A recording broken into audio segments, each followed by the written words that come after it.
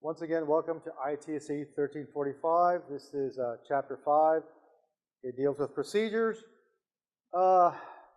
Procedures is one of the core elements that we're going to look at because that builds the holding mechanism for everything that's actually going to do the work. The procedure also is that process that will be embedded in other areas, but the procedure itself is where most of the work is done. Now, the procedure itself is a program, and we're going to create that as a sub-program that will be used in other areas. Because a program usually houses sub-programs. Understand that the procedure is a program. The procedure can be used as a sub-program in other areas. So that's that layered effect. Now, since we're going to create a program, every program needs to have a name. So, like with anything, there's a structure that we will look at, the syntax structure, to create this tool. So it starts with create or replace, and then you have the procedure. You have to tell it what it's doing, and then you give it the name. Now, the reason you do the or replace is if you have multiple programmers or whatever, you really don't know if someone created another program, another procedure, and by happenstance wound up with the same name. There is a slim possibility that if there's another sub-program procedure with the same name, you could have problems. So it's a good practice just to use or replace. So what you do is you do the create the procedure, you give it a name or replace, and then right after that is where you start listing. This is where you list the parameters that you're going to use. You also have to tell it the type of the data that you're going to be using. There's also the syntax that you have to use. It is as. Now, the is as, this is one of those preference issues. Is as, and there's some debate as to the proper or which one is used better off.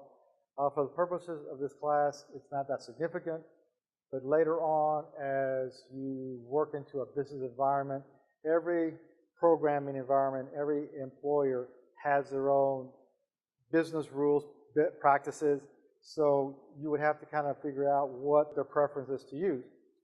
Okay, after that, once again, you start with the begin. Now the begin, this is where you have the executable. Now the executable, most of the time, is where you do the select from where.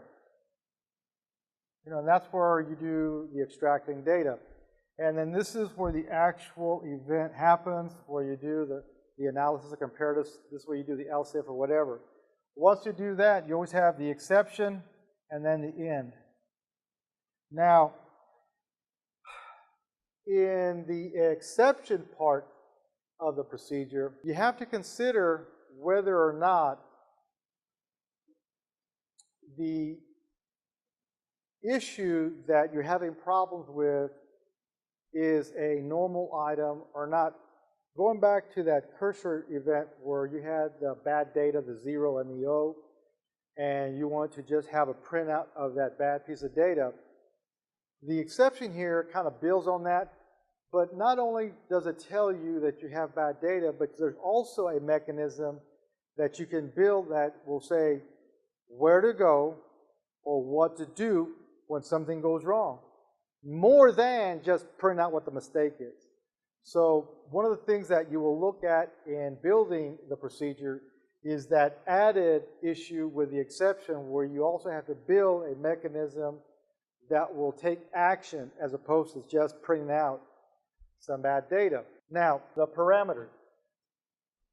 When you're bringing information in, And going back to that cursor where you're transporting information in and out. Part of the process that you're doing is you're going to tell the cursor that I'm going to bring data in, but you don't have to return it. I'm going to bring data in, and then you have to return the same value. I'm going to bring data in, but the value return is different from the one that I gave you. So there is an in-out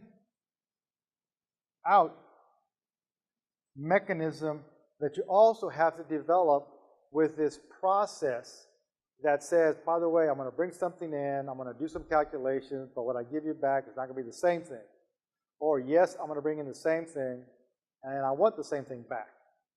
So there's that mechanism that you have to create. There's also a generic understanding that above the begin statement, this is called the header, and then after the begin, this is called the body. Now, this idea of header and body is not as prevalent in this process, but understand that as you develop this, this is information, this is where the executable. It is possible later on to parse this out and use the header for something else and use the body for something else, because they're actually two logical units. So as we go through this class, you will learn that there is the body and the header concept that is also prevalent in this whole thing. But let me give you an example on that. Going back to that payroll system we had at the very beginning. As we're bringing information in, remember we're going to have the employee and you're going to have the hourly rate, stuff like that. So you're going to have some constant values that you bring in. So you'll have some constant values. Now, we had that $10 and $10.40 to give you the 400. Now that 400 will be used in the retirement, will be used in the insurance, and will be used in the FICA, right? So you can have the same header stuff here where you'll have the same values, but then in the body, depending on where you use, you can have it's kind of an interchangeable thing. So this is one of the values and tools that we need to use. Some people aren't as comfortable with it, but it is a capability that you can use. So we have the procedure name, the actual syntax. You have the idea that you are creating a subprogram. You have the parameters, because these are the placeholders that are going to hold all the data that you're using. You have to tell it the data type that you're going to be using. You also have to inform the process whether this is a one-way, two-way scenario, and whether it's the same data or not the same data. You have to develop the execution process where you actually do the select from where. You have the exception handler, where this is where you can either do the just print out that you had a mistake, or where you can actually tell it that where to go or what to do scenario. The other thing is that when you're working in this process here in the executable, when you're doing stuff, remember I told you about the interchangeability where you could call it, where you can have this and this. Down here, you can also use this process to call another process to help you. So in here, you can go out and call another procedure to give you some assistance. And that reduces the need to do a lot of program. Because remember, you have a program, you gave it a name. This is a tool. And it goes back to the socket and the ratchet and the extension. Now, if you're doing this and you need to reach for the extension to give you more reach, that's where in the executable, you can go out and pick that other program that's going to come back and help you, which is like adding the extension to the socket and the wrench to give you more flexibility.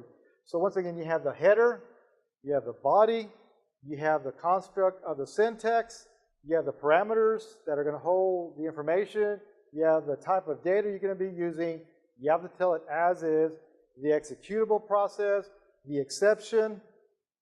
I think that about concludes this issue on procedure.